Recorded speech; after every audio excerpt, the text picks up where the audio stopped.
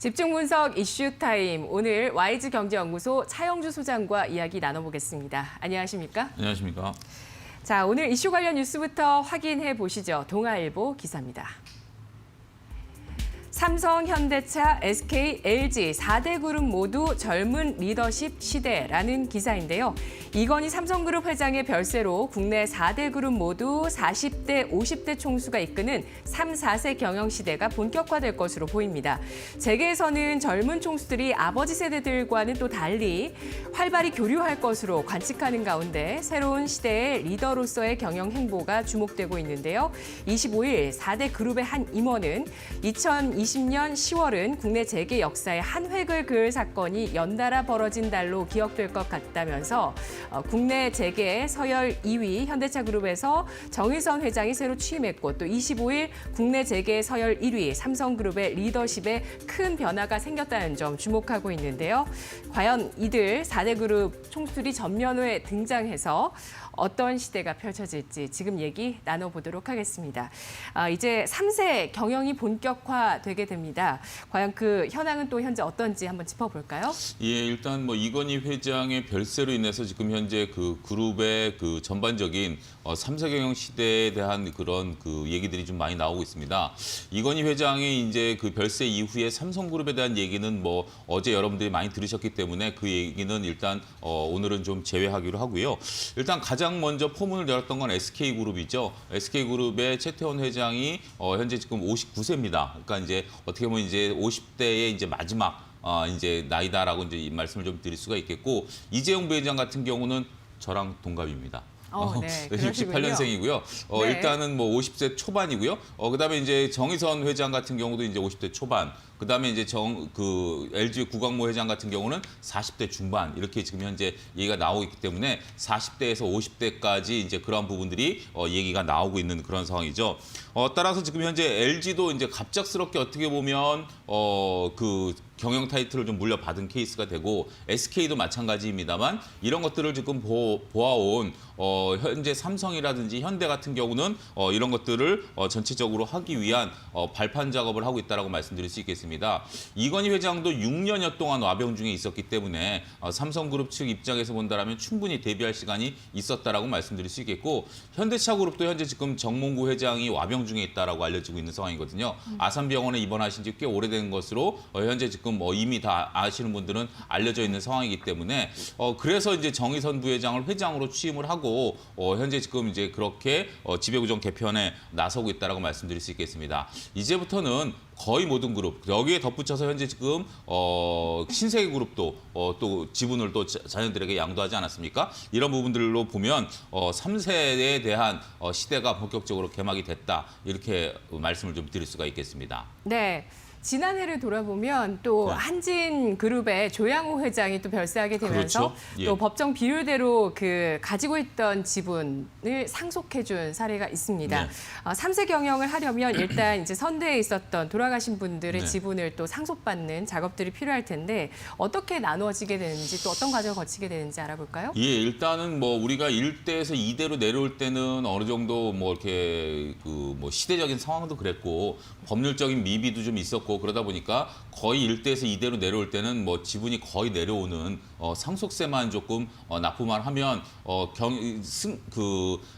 경영권을 받을 이제 후계자를 찍죠. 후계자를 점 찍어서 후계자한테 모든 것을 몰아주고 그 외에 가족들은 배제가 되는 그런 모습들을 좀 보여왔다라는 게 2세대의 이제 그런 부분들인데, 네. 3세까지 내려오면서는 이제 좀 달라지고 있습니다.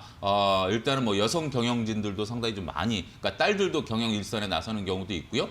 그래서 이제 3대까지 내려오게 된다라면 이제는 형제간의 어떤 후계자만 모든 걸 몰아가는 게 아니라 지분을 골고루 나눠줘야 되는 그런 모습들을 좀 보여준다라고 말씀드릴 수가 있겠습니다. 또 법적인 문제도 또 그렇게 또 지금 진행이 되고 있는 상황이기 때문에 이러한 부분들을 통해서 오랫동안 이런 것들을 이제 준비해 온다라고 말씀드릴 수 있겠습니다. 삼성 같은 경우도 현재 지금 삼성물산에 대한 이재용 부회장의 지분이 높습니다만, 삼성물산이 원래는 에버랜드부터 시작하지 않았습니까? 에버랜드, 제일모직, 삼성 삼성물산 이렇게 합병 과정을 통해서 이미 이건희 회장의 와병 중에 이런 것들을 이뤄냈다라는 게 오랜 시간 동안 이루어지고 있다라고 말씀드릴 수 있겠습니다. 근데 여기서 여러분들이 포인트를 잡아야 되는 게 지배구조에는 큰 문제는 없는 그런 수순으로 현재 지금 진행될 것으로 보여집니다. 우리가 현재 지금 삼성이라는 게 범삼성가라고 할 수 있는 게 굉장히 많죠. 뭐 보광그룹부터 해서 신세계, 뭐 한솔, CJ 이런 거 다 범삼성그룹 아니겠습니까? 이제는 삼성그룹도 이재용 부회장과 여동생들하고 또 이런 것들도 나눠질 가능성도 있다라는 점들도 감안하게 된다라면 일단은 좀 조심스럽게 지켜봐야 되는데 어찌 됐던 그래도 총수로 입장에서 모든 것들을 진행한다라는 면 이게 키포인트입니다. 오늘 여러분들에게 말씀드리려고 하는 게 총수를 살리기 위한 그 사람들로 쪽으로 지분을 몰아주는 현재 지금 현대 같은 경우도 글로비스 쪽으로 지분을 몰아주는 것처럼 그런 부분들이 키포인트가 된다라고 말씀드릴 수 있겠습니다. 네, 이 총수의 지배력에 문제가 있으면 안 되니까요. 그렇죠. 그렇기 때문에 그쪽으로 또 지분을 몰아줄 수밖에 없는 구조이긴 하지만 또 여타 다른 형제들이나 경영에 참여하는 사람들의 또 지분 역시도 골고루 분배가 될 것이라는 점 강조를 해주셨는데요. 투자자들 입장에서는 이러한 이제 3세 경영이 본격화되는 그리고 지배구조 개편이라든지 지분 상속의 과정이 이루어지는 기업에 대해서 어떻게 투자할지에 대해서 그 또 전략이 중요할 것 같아요. 이게 굉장히 좀 조심스러운 얘기인데요. 어떻게 보면 오늘의 이제 핵심 포인트다라고 좀 말씀드릴 수가 있겠습니다. 우리가 이제 여러분들 에버랜드서부터 앞서 언급드렸던 제일모직, 삼성물산하고 과정에서 보면 소액주주들에게 전혀 고려가 되지 않았습니다. 오히려 소액주들이 손해를 봤다 이런 부분들도 있지 않습니까? 제일모직과 삼성물산의 합병 과정에 있어서 일단은 뭐 가치에 대한 논란들 이런 것들이 있는 것처럼 여러분들 소액주주들이 경영권 승계 과정에서 투자해서 이익을 남길 수 있는 방법은 제가 볼 때는 특별히 없다라고 좀 결론적으로 말씀드릴 수 있겠습니다. 왜냐하면 이게 지금 대주주, 그러니까 그 기업 총수 입장에서 앞서 언급드렸다시피 총수 입장에서 모든 것을 이루어내는 그런 부분들이기 때문에 소액주주들에게 어떤 특혜를 베풀면서 이런 것들을 이끌어가는 과정들은 없다. 이렇게 좀 말씀드릴 수가 있겠죠. 그러한 부분들에 의한 법적인 허점을 노려서 최대한 노력을 하는 부분들이기 때문에 이러한 부분들에 있어서 여러분들이 관심을 좀 가져야 된다라고 좀 말씀드릴 수가 있겠죠.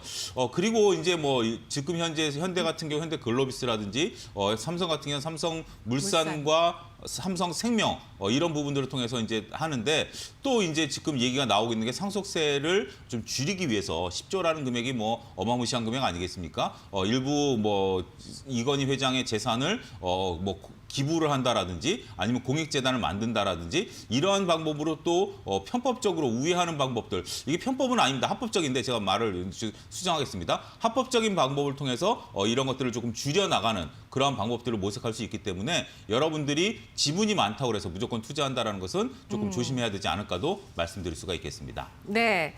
뭐 어제도 사실 강세로 보여줬던 이렇게 이재용 부회장 그리고 앞서서 정의선 회장 취임 당시에는 그렇죠. 또 각각 그 분들이 가장 많이 갖고 있는 말씀해 주셨던 현대글로비스나 삼성물산 강세를 보였는데 집중 투자를 하기에는 좀 곤란하다라는 그렇죠. 점 말씀을 해주셨습니다. 그렇다면 앞으로 이제 3세 경영에서 이들 기업의 체질이 좀 더 좋아지고 발전할 것이라는 가능성을 보고 펀드 쪽에 투자하는 건 어떤가요?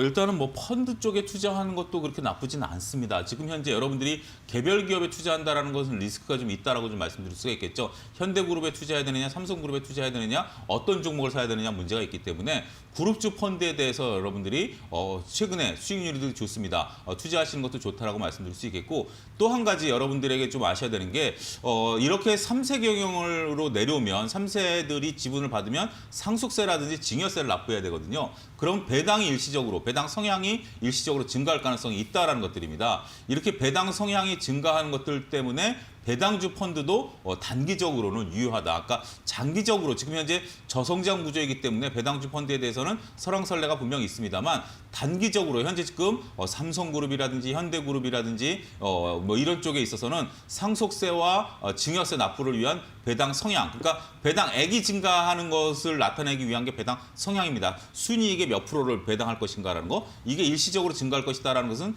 교과서에 나오는 투자 원칙이기 때문에 이런 거에 포커스를 맞춰서 여러분들이 투자하신다라면 좋은 투자 팁을 얻으시게 된다라고도 말씀드릴 수가 있겠습니다. 네, 알겠습니다. 단기적으로는 배당주 펀드 투자 가능하다고 보셨고요. 네. 중장기적으로는 또 각 그룹사의 그렇죠.